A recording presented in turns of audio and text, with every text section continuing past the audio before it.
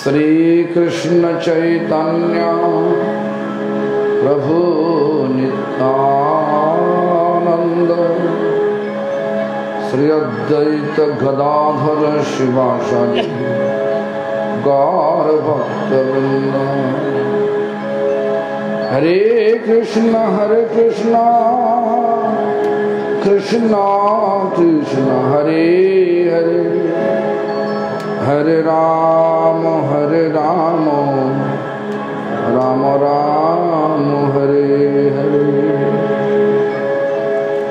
सर्वप्रथमे श्री भगवानेर अभिन्न प्रकाश विग्रह श्री भगवत ज्ञान प्रदाता भगवानेर सेवा अधिकार प्रदानकारी आमार गुरुपाद पद्म श्री गोपीनाथ गौड़ीय मठ प्रतिष्ठानेर प्रतिष्ठाता नित्यलीला प्रविष्ट वैष्णवपाद स्तोत्र शत श्री श्रीमद भक्ति प्रमोद पुरी गोस्वामी ठाकुर परम गुरुपाद पद्म समग्र विश्वे श्री गौड़ीय मठ प्रतिष्ठानेर मूल प्रतिष्ठाता नित्यलीला प्रविष्ट शिल प्रभुपाद भक्ति सिद्धांत सरस्वती गोस्वामी ठाकुर तथा श्री ब्रह्मरुद्र सनक এই চার বৈষ্ণব সম্প্রদায়ের স্বীকৃত সকল আচার্যবৃন্দ ও শুদ্ধ ভক্তবৃন্দ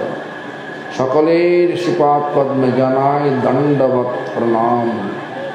সকলে আমার প্রতি প্রসন্ন হন, আশীর্বাদ করুন যেন জীবনের শেষ মুহূর্ত পর্যন্ত শ্রী চৈতন্য মহাপ্রভুর বাণী হিমধর্মের বাণী যেন সর্বত্র आचरण मुखे प्रचार करते पारी। सभाय आगत त्रिदंडी पादगण वैष्णव वृंद वैष्णवी वृंद मातृमंडली सज्जन वृंद तथा रघुदेवपुर राजापुर रघुपुर पाँचला निवासी सकल के जानाई आमार यथायोग्य सम्भाषण सकल आमार प्रति प्रसन्न हो। तो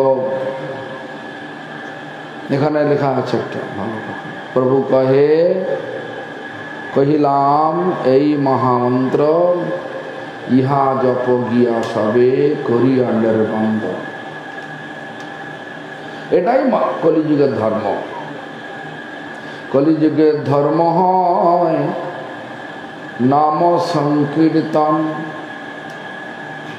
एतत् अर्थे अवतीर्ण शिशुचिनंदन।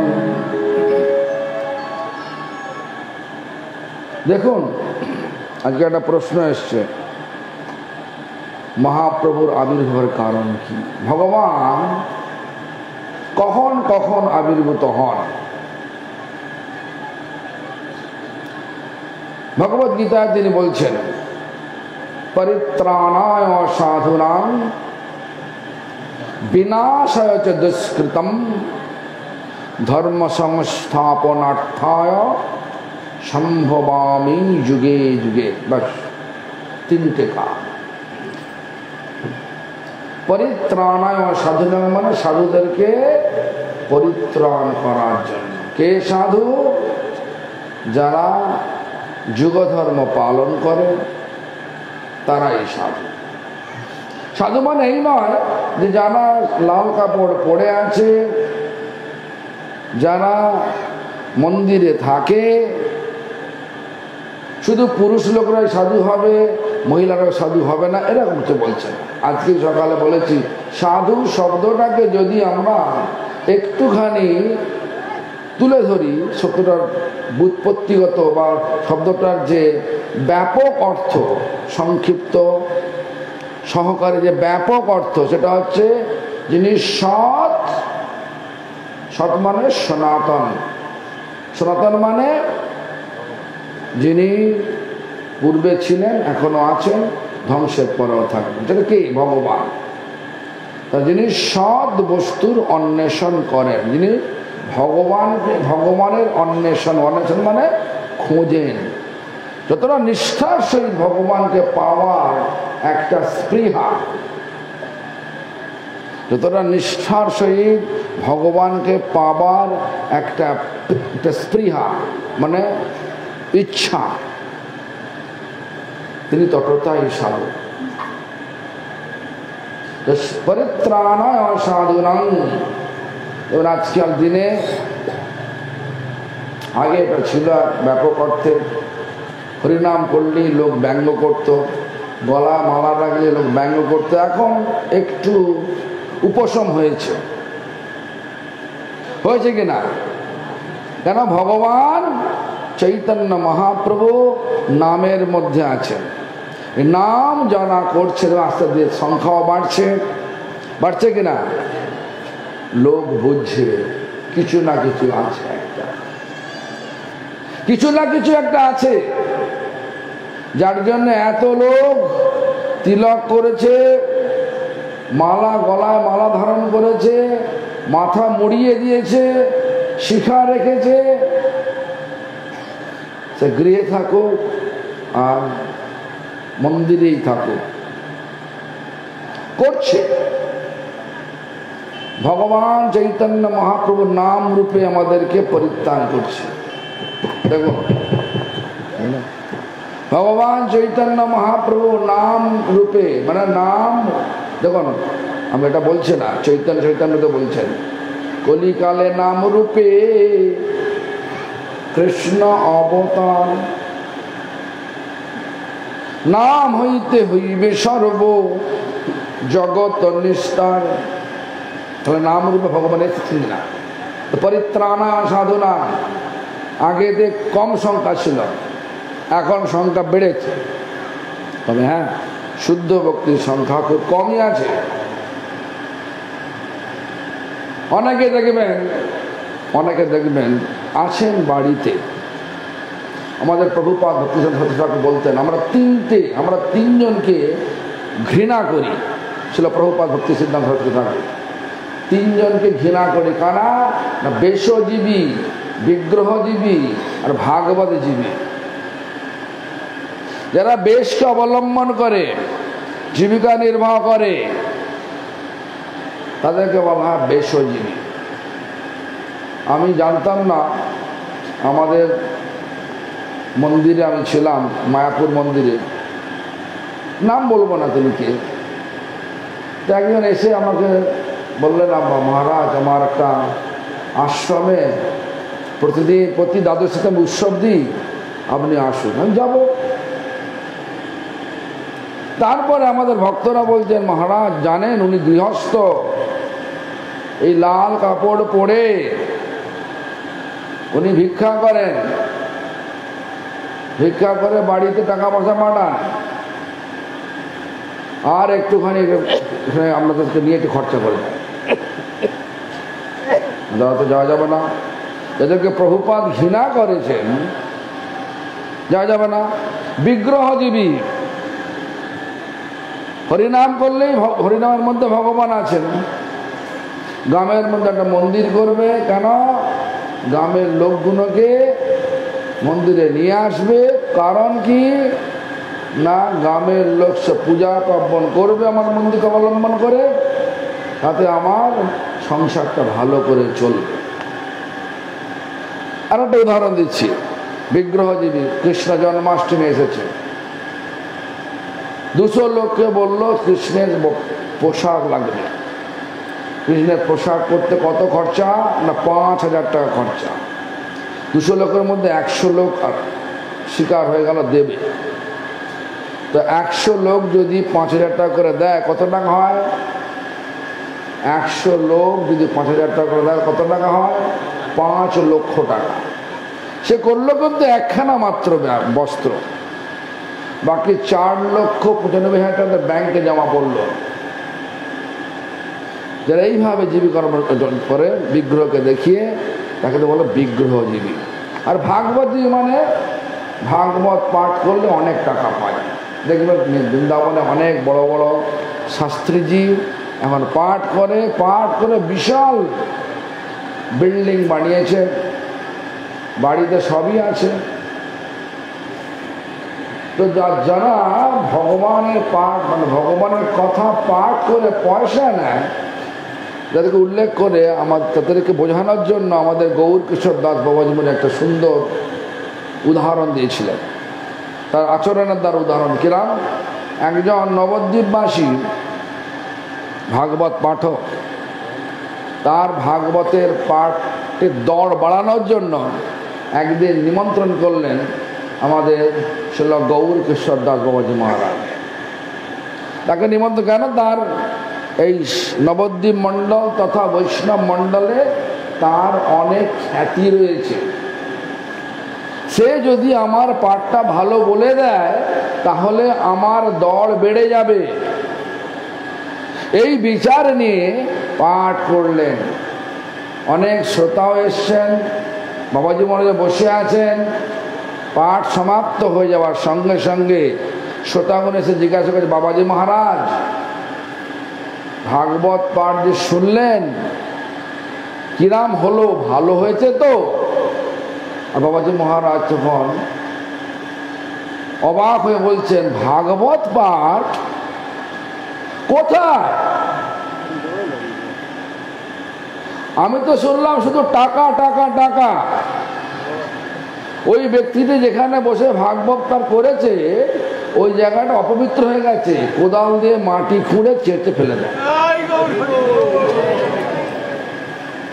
দেখুন, বেশজীবী, বিগ্রহজীবী, ভাগবতজীবী প্রভুপাদের এটা আমাদের সম্প্রদায় যারা আছে তাদেরকে মানা করেছেন। বোঝা গেছে? তাহলে কথা হলো কি, পরিত্রাণায় সাধুনাং, শুদ্ধ সাধু। শুদ্ধ সাধু মানে যারা শুদ্ধ নাম করেন, শুদ্ধ আচরণ করেন, তারাই হচ্ছেন শুদ্ধ। সেই শুদ্ধ সাধুর সংখ্যা অত্যন্ত বিরল। ইনি একটা কথা প্রসঙ্গ বলেছেন, কোটি কর্মীর মধ্যে পাওয়া যায় এক জ্ঞানী, কোটি জ্ঞানীর মধ্যে এক পাওয়া যায় মুক্ত পুরুষ, আর কোটি মুক্তের মধ্যে পাওয়া যায় এক শুদ্ধ কৃষ্ণ ভক্ত। মনে করুন আমাদের যত সেন্সার মানে যত রকমের যত লোক সংখ্যা আছে গোটা পৃথিবীতে 7 বিলিয়ন মানে হচ্ছে 700 কোটি লোকের বাস। সমগ্র বিশ্ব যদি লোক সংখ্যা গণনা করা যায় তা প্রায় 700 কোটি লোক বাস করে। মনে করুন সবাই বেদকে মানে, মনে করুন শাস্ত্র মহাপ্রভু বলছেন যে অধিকাংশই বেদকে মানে না, যারা মানে তারা কর্মটাকে মানে, যারা কর্মকে মানে তারা কর্মী হয়, এইভাবে বলছেন। মনে করুন সবাই বেদকে মানে 700 কোটির মধ্যে, তাহলে 700 কোটি মানে 700 কোটি কর্মী পাওয়া গেল। কর্মীর পর যে জ্ঞানী, 700 জ্ঞানীর পর মুক্ত পুরুষ পাওয়া যাচ্ছে না, পাওয়া যাচ্ছে। কোটি কর্মীর মধ্যে পাওয়া যায় এক জ্ঞানী। যে 700 কোটি টোটাল মানে সমগ্র বিশ্বের জনসংখ্যাকে যদি এক জায়গায় নিয়ে আসা যায় তাহলে হয় 700 কোটি। তাহলে যে সবাই বেদকে মানে, ধরে নিলাম বেদকে মানে, তাহলে পাওয়া যাবে কি 700 জ্ঞানী পাওয়া গেল, এরপরে মুক্ত পুরুষ পাওয়া যাচ্ছে। এজন্য কলিযুগ কলহ প্রবণ, ইন্দ্র তৃপ্তির লালসায় আমরা সবাই লালায়িত, সবাই আমরা চাই কিসে বেশি ভোগ হয়, চাই কিনা? আমি একটা উদাহরণ দিচ্ছি। মনে করেন এখানে দেয়া হচ্ছে খিচুড়ি আর লাফলা দেওয়া হচ্ছে, আর রোডের ধারে প্রশান্তপুর যে বাড়ি আছে দেখে প্রথমে গেছিলাম, ওখানে গাওয়া ঘিয়ের লুচি, সিঙ্গাড়া, ভেজিটেবল চপ, ওগুলো প্রসাদ, দুটি প্রসাদ কিন্তু দু জায়গায় দেওয়া হচ্ছে। কোথায় খাবেন? যাবেন যাবেন কোথায় বলুন না, কোথায়? এখানে নেবেন, যাবেন ওখানে যাবেন। আমরা সবাই বেশি করে ভোগ করার, ভালো ভালো দ্রব্য নেবার, আমরা সবাই ভোগে লালায়িত। কলির স্বভাব, কলির স্বভাব এটা। অল্প আয়ু স্বল্প বুদ্ধি, এটা বুদ্ধি অ্যাপ্লাই করছি না, বুদ্ধিটাকে নিয়োগ করছি না যে এখানে আমি এমন এইসব দ্রব্যগুণে যারা ভক্তি মার্গে নেই তাদের পাচিত দ্রব্য খেলে আমাদের একটা ভক্তিতে বাধা আসতে পারে। যদি প্রশান্তপুর পরিবর্তে অন্য কেউ দেয় তো ওখানেই সব যাবে, লাভ খাবে না। যাই হোক, এই গেল পরিত্রাণায় সাধুনা। শুদ্ধ সাধু খুব মুশকিল। বিনাশ হচ্ছে দুষ্কৃতম, দুষ্কৃত। দেখুন মহাপ্রভু দয়াটা এমনই একটা দয়া, যেটা কৃষ্ণ তো পাওয়া যায় না, রামচন্দ্র তো পাওয়া যায় না। সবসময় অস্ত্র ধরেছে, অস্ত্র ধরে আমাদের আমাদেরকে বিনাশ করেছে, দুষ্কৃতকে বিনাশ করেছে। কিন্তু এখানে চৈতন্য মহাপ্রভু জগাই মাধাইকে বিনাশ কিভাবে করেছিলেন? অস্ত্র নিয়েছিলেন, কি করলেন? আলিঙ্গন করলেন। কেন? প্রেম দিয়ে আমাদের ভিতরে যে আসরিক প্রবৃত্তি রয়েছে সেটাকে নষ্ট করে দিয়েছে। যে জগাই মাধাই আগেতে কীর্তন শুনলে, ভক্ত দেখলে তারা ঘৃণা করত, যার জন্যে সে মাধাই রাস্তার ধারে পড়ে থাকা মাটির কলসি নিয়ে নিত্যানন্দের মাথায় মারলেন, মাথা দিয়ে রক্ত পড়ছে। আর নিত্যানন্দ কি বলছেন? মেরেছিস কলসির কানা, তাই বলে কি প্রেম দেব না? বল একবার হরি বল। আরে আশ্চর্য হয়ে গেলেন, এ কি?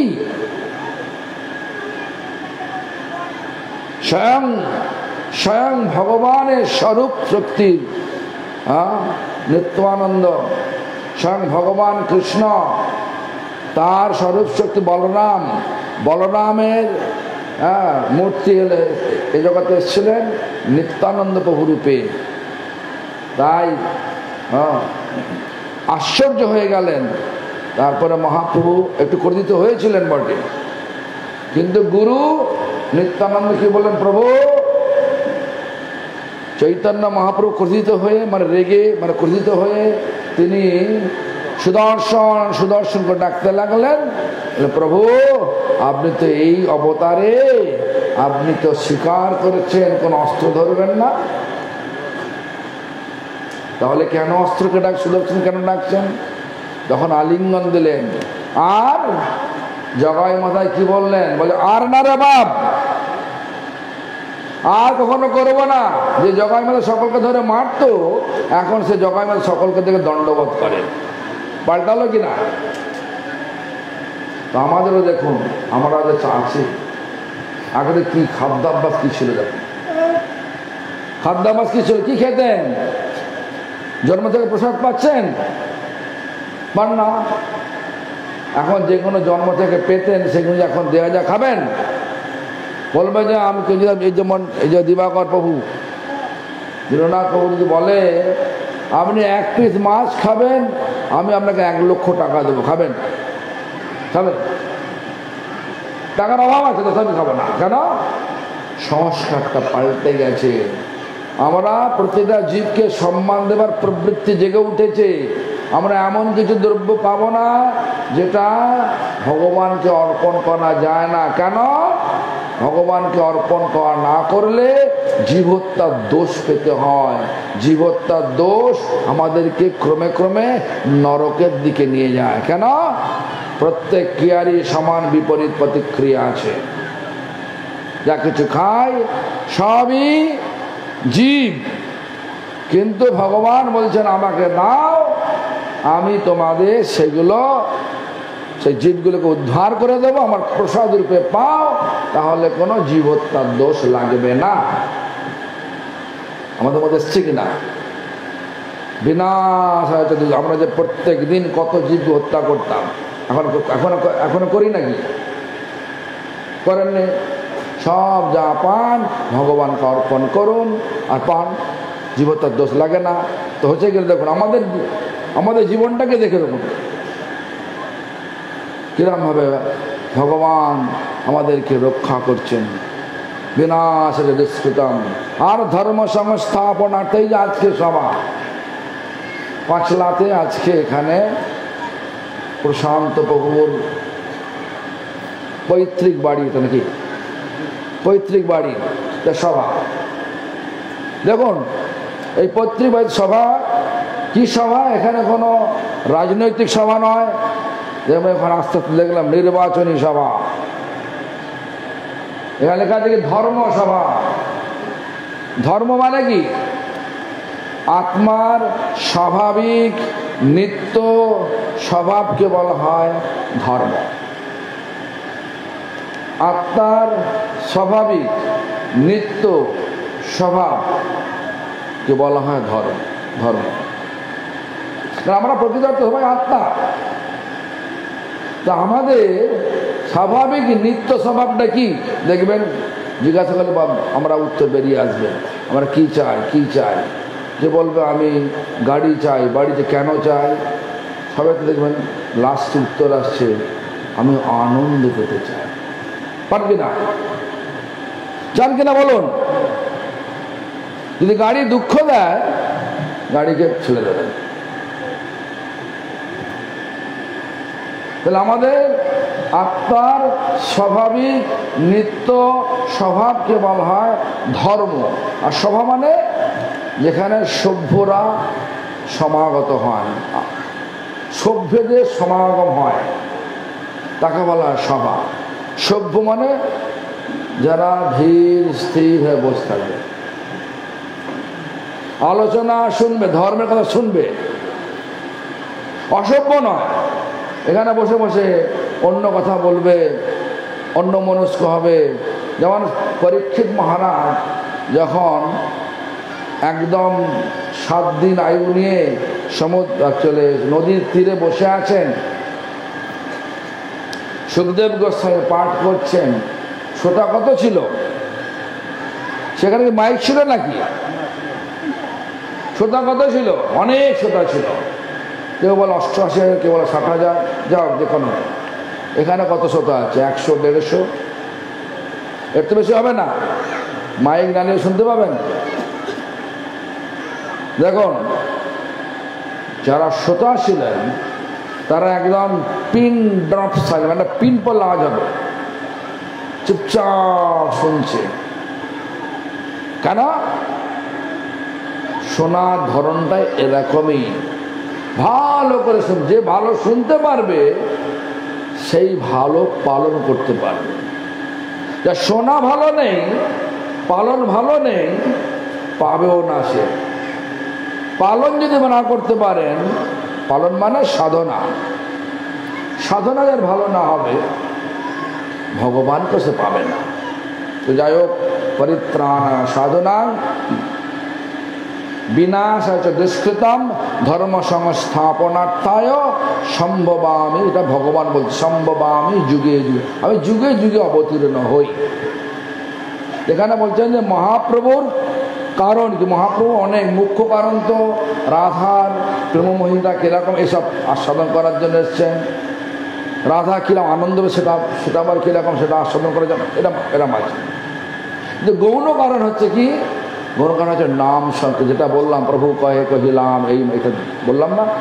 লেখা আছে দেখুন ওখানে, প্রভু কয়ে কহিলাম এই মহামন্ত্র। এটা হচ্ছে গৌণ কারণ। গৌণ মানে মূল নয়, কিন্তু ওটা একটা কারণ। নাম সংকীর্তন, হ্যাঁ, এটা একটা কারণ। সকলকে নাম বললেন নাম জপ করো। কেন? নাম সঙ্গে, যেটা আমাদের আচার্য বললেন, চিত্তদর্পণ মার্জনং ভব মহাদাবাগ। এই যে মহাপুরুষ শিক্ষাস্তকে প্রথম শ্লোকটা সুন্দর ব্যাখ্যা করলেন। সেটা কি আবার ভক্তিবিনোদ ঠাকুর আমাদের সম্প্রদায়ের এক মহান আচার্য, তিনি বললেন কি নাম সংকীর্তন হয় সর্বানর্থনাথ। আমরা সবাই বাঙালি, বুঝতে পারছেন যে নাম সংকীর্তন করলে সমস্ত অনর্থ নষ্ট হয়ে যায়। দেখে ছন্দ সহকারে বললেন, নাম সংকীর্তনে হয় সর্বানর্থ নাশ। সর্ব অনর্থ নষ্ট হয়ে যায়।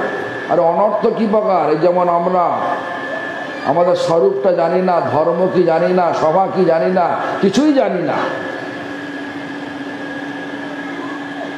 প্রথম অনর্থ স্বরূপ ভ্রম, স্বরূপ ভুলে গেছি। এই জন্য মাতামাতি করছে, আমি ইঞ্জিনিয়ার, আমি ডাক্তার, আমি মোক্তার, আমি যত রকমের সেখানে ভৌতিক পদ রয়েছে সেগুলো, আমি বাবা, আমি মা, আমি কাকা, আমি কাকিমা, আমি পিসি, আমি পিসিমা, এরকম ধরনের নানা রকমের ভাবে আমাদের সব পরিচয় পরিচিত হচ্ছে। কিন্তু যদি আমাদের দেখা যায় সনাতন গোস্বামীপাদ, তিনি যারা বললেন এখানকার সনাতন গোস্বামীপাদ, তিনি যখন মহাপ্রভুর সঙ্গে কাশীর দশস্বমেধ ঘাটে এসে মিলন হলো, সেখানে কি বলেছিলেন, কি প্রশ্ন করেছিলেন? কে আমি, কেন মোরে যারে তাপত্রয়, ইহা নাই জানি কইছে হিত হয়, সাধ্য সাধন তত্ত্ব পুছিতে না জানি, কৃপা করি সব তত্ত্ব কহত আপন। এখানে আছে মনুষ্য জীবনে কর্তব্য কি, প্রশ্ন করেছেন আমাকে। এই জন্য আমি একটু প্রথম সব বিষয়ের মধ্যে নিয়ে আসছি। মনুষ্য জীবন, সনাতন গোস্বামী কে ছিলেন? হোসেন শাহ রাজত্বের প্রধানমন্ত্রী ছিলেন। আজকে দেখুন একটা প্রধানমন্ত্রী, একটা মুখ্যমন্ত্রী, যে কোনো একটা মন্ত্রী পদ, হ্যাঁ, সংসদের পদ, নানা রকমের পদ নেওয়ার জন্য কত দাপাদাপি, মারামারি, কাটাকাটি শুরু হয়ে গেছে। আর যে একবার এই রস, ভক্তি রসকে আস্বাদন করে ফেলেছে, এই পদগুলো তার তুচ্ছ মনে হবে। এই জন্য সনাতন গোস্বামী কি করলেন? ওই প্রধানমন্ত্রীর পদকে পদাঘাত করে এলেন কোথায়? ভগবানের পাদ পদ্মে। ভগবানকে না, চৈতন্য মহাপ্রভুর পাদ পদ্মে। বললেন কি, কে আমি, আমি কে বলো? মহাপ্রভু তো বলতে পারতেন, তুমি হোসেন সাহেব প্রধানমন্ত্রী ছিলেন, এখন আমার কাছে এসেছো, তোমার আগের নাম ছিল সন্তোষ, তারপরে হোসেন শাহ রাজত্বে যখন কাজ করতে তোর নাম ছিল তোমার সাকার মল্লিক, এসে বলতে পারতেন তো, কিন্তু কিছুই বললেন না। উত্তর কি দিলেন? বলছে, জীবে, তুমি একটা জীব, জীবের স্বরূপ হয় কৃষ্ণের নিত্য দাস। এটা ভালো করে বুঝতে হবে। যদি না বোঝা যায় তাহলে ওই প্রথম অনর্থ স্বরূপভ্রম গেল না।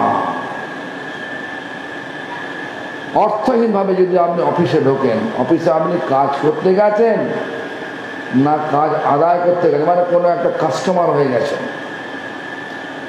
কোনো একটা দোকানে গেছেন বিক্রি করার জন্য না কেনার জন্য, এটা ভালো করে মানে বুঝতে হবে। তখন আমি সে মতো আমি আচরণ করব। সেটা যে না জানলাম, আমি কেন দোকানে এলাম, আমি অফিসে কেন এলাম, মনে অফিসে আমি কাজ করছি, আমি অফিসে কাজ করি, যেগুলো অফিসটা সুন্দর সাজানো আছে, আর সুন্দর একটা এয়ার কন্ডিশন করা ব্যবস্থা রয়েছে, সোফা আছে, শোবার ব্যবস্থা আছে, বসার ব্যবস্থা, সব ভালো ভালো। কাজ করতে যাওয়ার নাম করে যদি ওখানে বসে ভালো ব্যবস্থাতে ঘুমিয়ে পড়ি, ঘুমাই, তাহলে কি হবে? আপনাকে আপনার বস রাখবে? ঠিক তেমনি করে আমরা এখানে কি জন্য এসছি? এখানে এসছি ভগবানের দাসত্ব বিধান করতে। প্রত্যেকটা জীব, জীবের স্বরূপ হয় কৃষ্ণের, কৃষ্ণ হচ্ছে ভগবান, তার নিত্য দাস, একদিনের দাস নয়। যেমন দেখবেন লক্ষ্মী পুজো কদিন হয়? একদিন হয়। কালী পুজো কদিন হয়? একদিন হয়। দুর্গা পুজো কদিন হয়? 4 দিন হয়।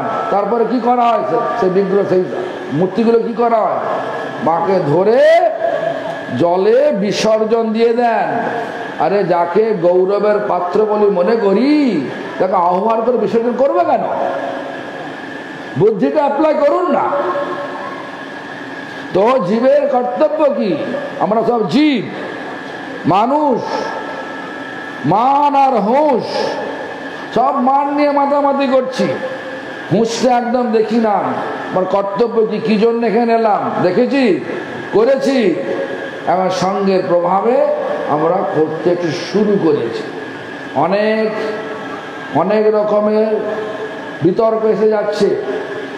কেউ বলছে এটা কেন করবি রে, গৌরী মঠে মাছ খেতে পারবি না, এই গৌরী মঠে যাবি কেন, অন্য মঠে যা। কেন?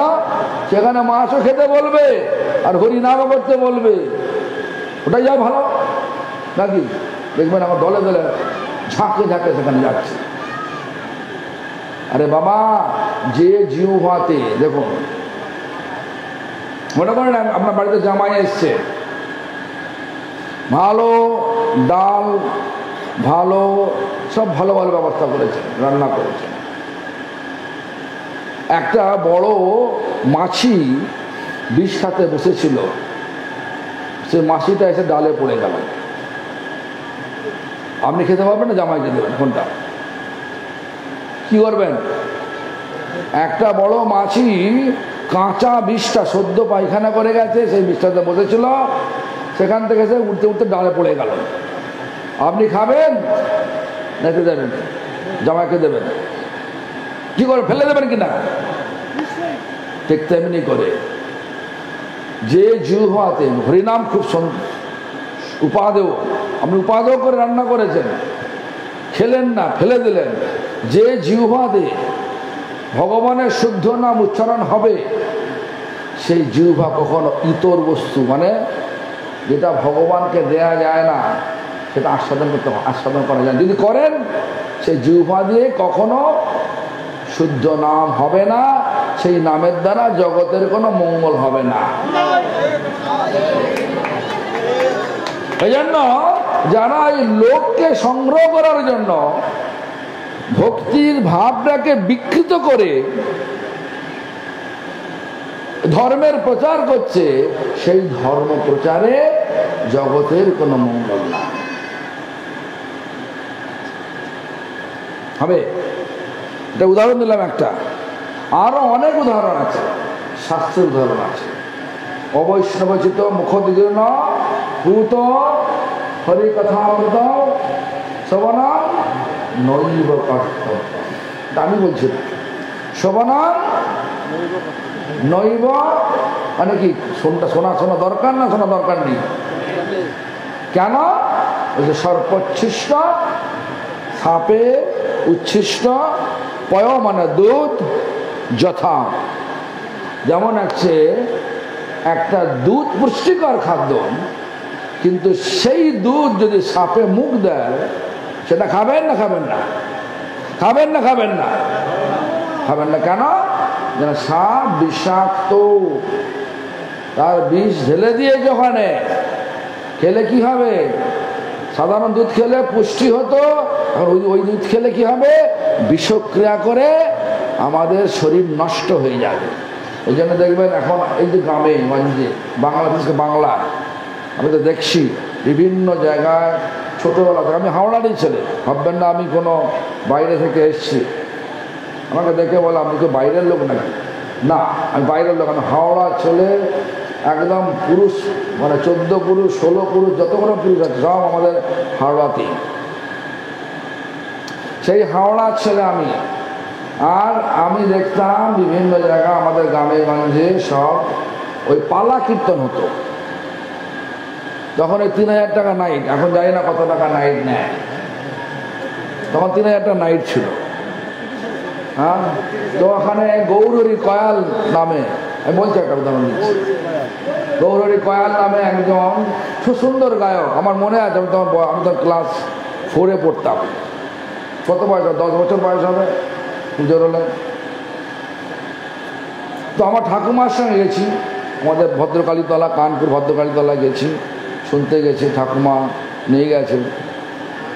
তো দেখছি সেদিন আমার এখনো মনে আছে, গান কি হচ্ছে না, সে বলছে গৌরের কাল সুন্দর গান করো তো। হতে হতে হতে হতে একটা কাহিনী বলছে, গুরুদেব শিষ্যের বাড়ি গেছে, আচমকা মানে হঠাৎ চলে গেছে। শিষ্য জানে না, শিষ্য সেদিন তার বাড়িতে মাংস রান্না করেছে।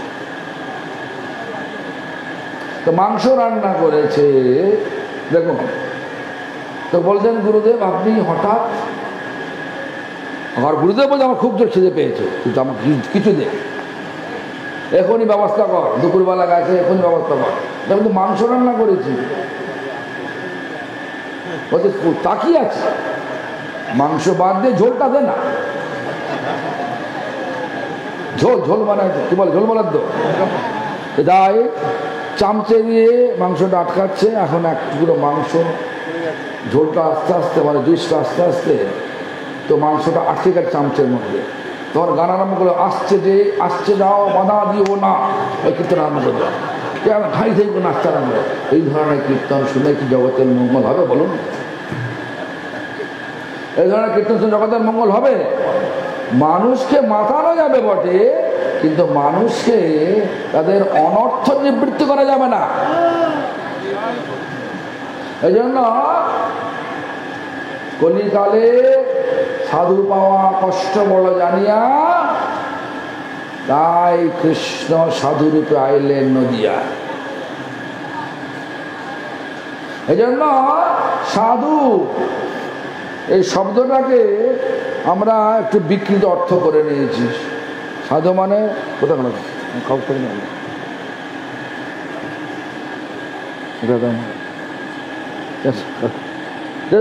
আমার মনে আছে বলেছেন যে মনুষ্য জীবনে কর্তব্য, কর্তব্য এখানে সনাতন গোস্বামীর যে প্রশ্ন, সে প্রশ্নতে কর্তব্য লুকিয়ে আছে। কে আমি আগে জানতে হবে।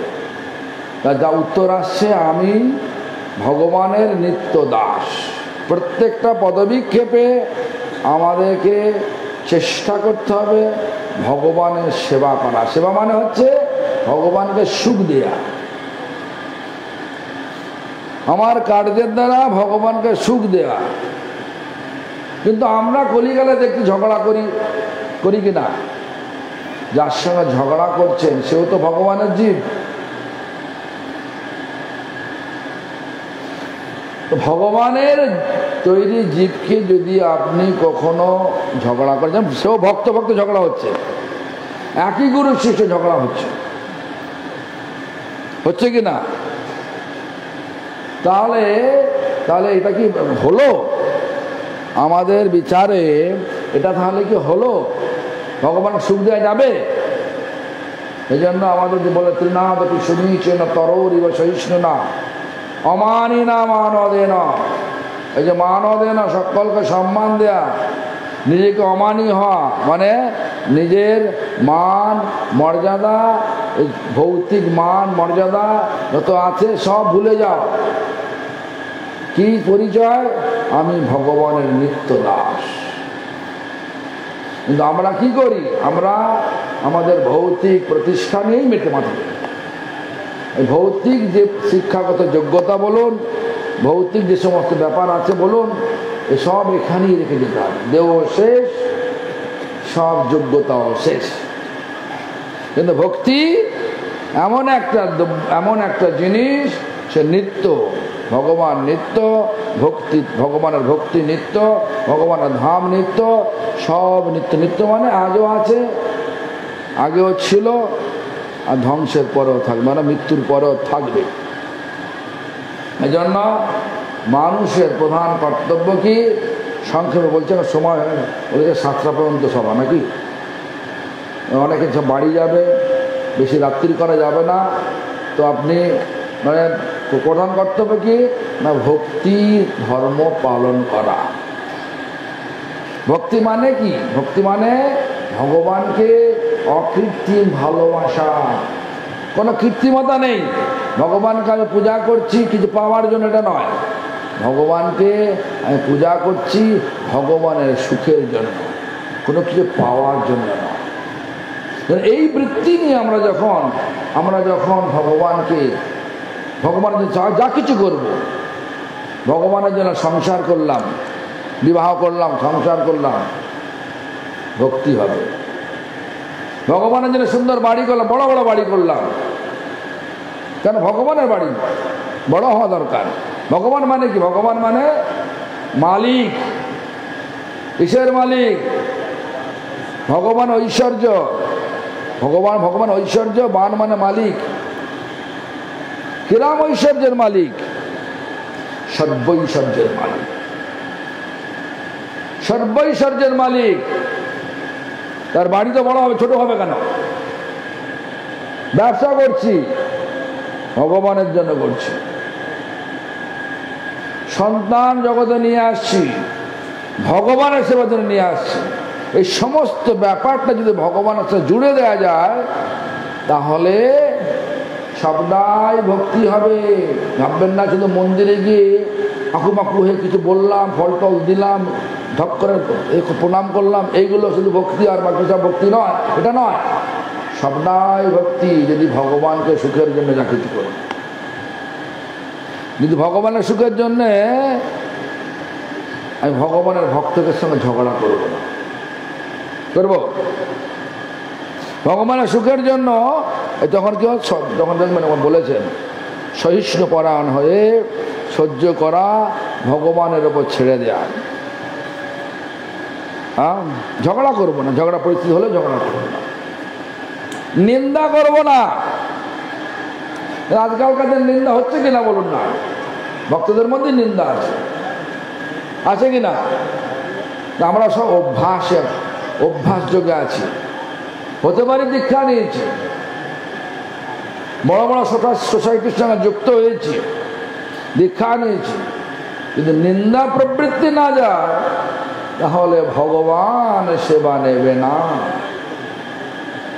তাই আমাদেরকে বিচার করতে হবে, মানুষ জীবনের কর্তব্য কি? কর্তব্য হচ্ছে ভক্তি ধর্মকে যথাসাধ্য পালন করা, যথাসাধ্য পালন করা, একদম এড়িয়ে যাওয়া নয়।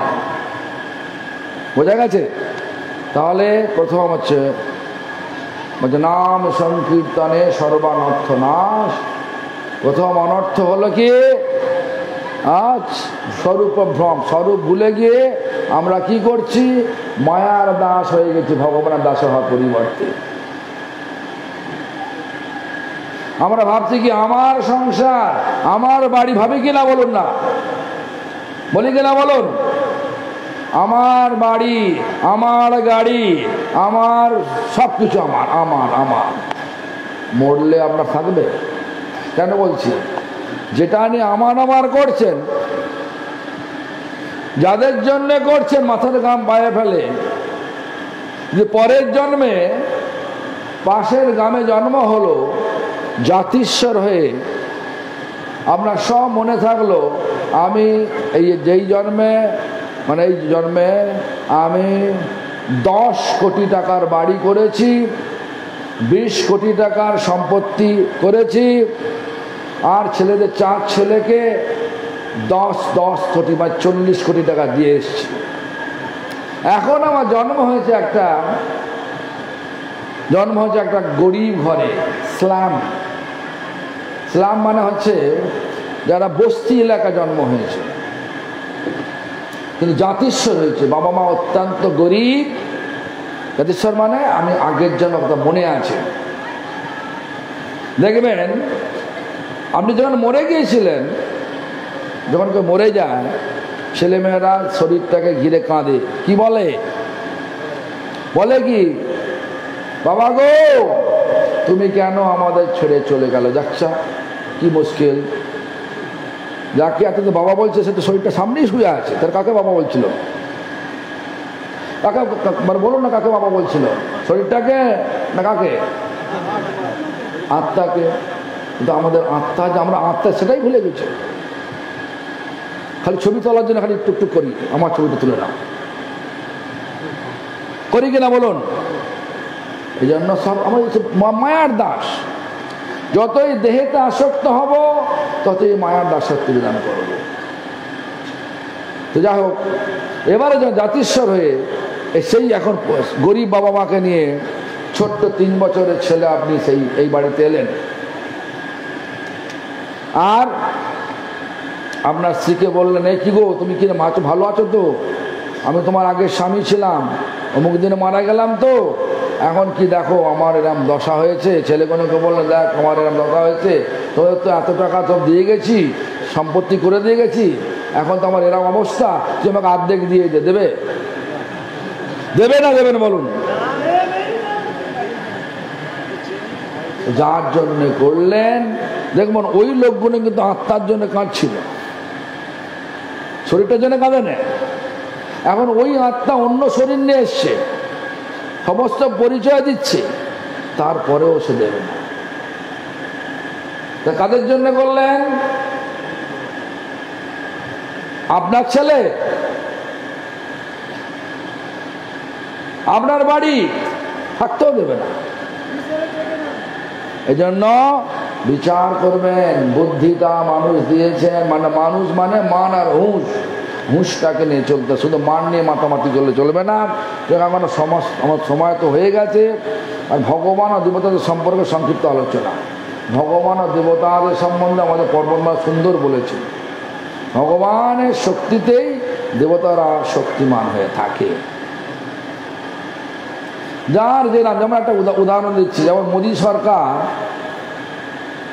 যাদের মানে কি বলে আবাস যোজনা কত করে দিচ্ছে, 1,40,00,000 টাকা, মানে 1,40,000 টাকা দিচ্ছে, তাই তো নাকি?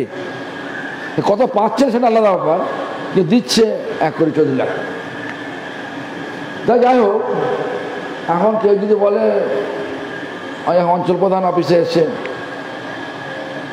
টাকাটা অঞ্চলে এসেছে, অঞ্চল থেকে দেবে। এখন যদি অঞ্চলকে গিয়ে বলে আমার কিন্তু বাড়ি করতে 1,50,000 টাকা লাগবে, 10,000 টাকা বেশি দিতে হবে, দেবে তো? ওকে দিতে পারবে? যদি ভালো অঞ্চল প্রধান হয়, বলছে বাবা আমাকে পাঠিয়ে তো 1,40,000 টাকা, ওটাই দিতে পারবো, এর বেশি 1% দিতে পারবো। দেবতাদের সময় এরকমই ইন্দ্র শুধু জলই দেবে। অহংকার এসে গেলে, আমি রাজা, অহংকার এসে গেলে কি করলো? ইন্দ্রের দর্প চূর্ণ করার জন্য 7 বৎসরের কৃষ্ণ কি তুললেন? বলুন না কি তুললেন, বলে না কথা, হ্যাঁ কিরাম রাখলেন? বাঁ হাতের কনিষ্ঠ আঙুলে রেখে দিলেন। কতক্ষণ? 1 মিনিট, 7 মিনিট, 7 দিন 7 রাত। আর ইন্দ্রের বর্ষা কি হলো? অগস্ত্য ঋষিকে বললেন সব জল খেয়ে নাও। বন্যা হলো না? হলো বন্যা? বন্যা হলো না, কিছু হলো না। 7 দিন পরে ইন্দ্র বুঝতে পারলো, আরে তো নন্দ মহারাজের ছেলে কৃষ্ণ সত্যিকারের ভগবান এসে গেলেন। ব্রহ্মা দেখুন, ব্রহ্মা মানে ভুল করেছেন, ব্রহ্ম বিমোহন লীলা দেখুন না কি করেছেন। কৃষ্ণ ভগবান যদি হয়, তা রাখার বালকের সঙ্গে খেলতে খেলতে হেরে যাচ্ছে কেন? উচ্ছিষ্ট খাচ্ছে কেন? এই বুদ্ধি যখন এসে গেল, আর ভগবান লীলা করলেন, সুযোগ দিলেন, তো ঠিক আছে তুমি চল যাও, মানে বাছুরকে নিয়ে চল যাও, গোপবালককে নিয়ে চল যাও। তারপরে লুকিয়ে লাগলো ব্রহ্মা, তারপরে নিজেই বাছুর হয়ে গেলেন, সব বাছুর নিজেই সব গোপবালক হয়ে গেলেন, আর হয়ে লীলা করতে লাগলেন। যখন ব্রহ্মা দেখলেন, আরে এখানেও যে সুমেরু গুফাতে দেখেছি ওখানেও আছে বাছুর আর গোপবালক, এখানেও দেখছি একই আছে। এতে অনেক কাহিনী আছে, বলার দাম এখন বলার সময় নেই। তো যাই হোক, এই ধরনের বিচার, হ্যাঁ, দেবতা বরঞ্চ ভুল করে, যে ভুল করে এগুলো প্রমাণ আছে। কেন? সবাই তো এই ভৌতিক জগতেরই, ভুবস্ব, দেবতারা সব স্বর্গে থাকে, তাই কিনা? তারা উন্নত ধরনের জীব, কিন্তু তারা ভৌতিক জগতের মধ্যেই আছে, এদের মৃত্যু আছে। ব্রহ্মার 100 বৎসর আয়ু, যাকে মাপা যায় তাকে বলা হয় মায়া। ভগবানকে মাপা যায় না।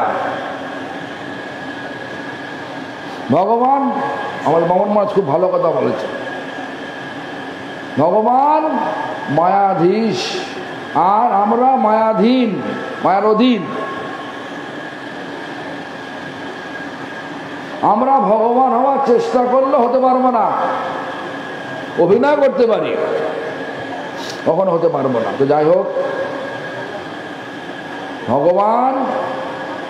ভগবানের অধীনে সবাই, দেবী দেবতা যত জীব আছে সব। আমাদের এই জগতে যেরাম কর্ম করব, যে কবু স্বর্গে কবু মর্তে নরকে বা কবু, মানে কখনো স্বর্গে বাস করব, কখনো নরকে যাব, কখনো এই মর্তে আসবো। স্বর্গে কখন যাবো? যখন পুণ্য করব, পুণ্য যখন শেষ হবে কী হবে? বলছে ক্ষীণে পুণ্য মত্ত লোক বিশন্তি, ব্যাস ছেড়ে দিল। অপ্সরাগণ, আমার গুরুদেব বলতেন, অপ্সরারা ঘাড় ধরে এখানে ফেলে দেবে, পুণ্য শেষ। তাহলে কি করবেন? আমাদের বৈষ্ণব আচার্য কি বললেন? নাহি মাগি স্বর্গ আর, মোক্ষ নাহি মাগি, না করি প্রার্থনা কোন বিভূতির লাগি। স্বর্গও চাই না, মুক্তিও চাই না, বিভূতিও চাই না। কি চাই? হে প্রভু, আপনার পাদ ও পদ্মের নিত্য সেবা চাই। এটাই আমাদের গৌড়ীয় বৈষ্ণবদের চরম লক্ষ্য। শুধু গৌড়ীয় বৈষ্ণব কেন, সমগ্র জীবের চরম লক্ষ্য উচিত। এই লক্ষ্যে পৌঁছানোর জন্য এই কথাটা মনে রাখুন। প্রভু বলে, কহিলাম এই মহামন্ত্র, ইহা জপ গিয়া সবে করিয়া নির্মন্দ, ইহা হইতে সর্বসিদ্ধি। এটা লেখা নেই, ইহা হইতে সর্বসিদ্ধি হইবে সবার, সর্বক্ষণ বলইতে বিধি নাই আর।